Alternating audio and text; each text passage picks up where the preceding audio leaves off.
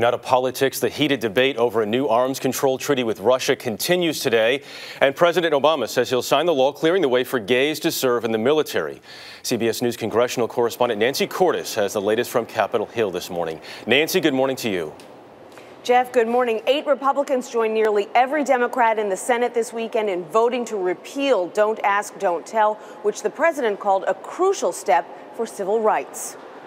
2965 is adopted. Democrats achieved their long-standing goal of repealing Don't Ask, Don't Tell just 2 weeks before an influx of Republicans in Congress would have made it impossible.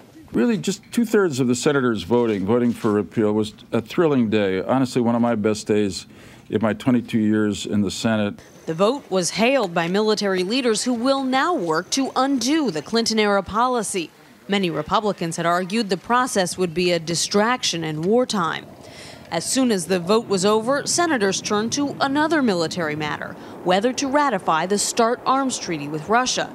It would set a limit on both countries' nuclear warhead stockpile at 1,550, down from 2,200, and set up a system to monitor those reductions. This is a big mistake. Skeptical Republicans argued the treaty would limit U.S. missile defense options. I've decided I cannot support the treaty. I think the verification provisions are inadequate. Inspections ended a year ago when a 1991 treaty expired. Failure to ratify this treaty would be a serious blow to President Obama's foreign policy agenda. There is nothing in there that restricts our missile defense system. The president made that crystal clear.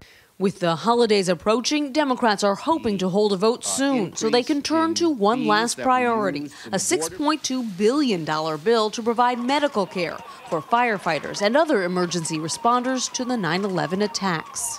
America will be watching very closely to how this Senate votes on something that goes to the fundamental issue of who we are as Americans and whether we stand by our heroes.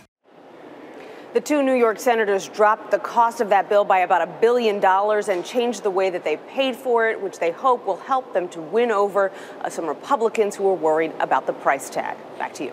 Nancy Cordes in Washington this morning. Nancy, thank you very much.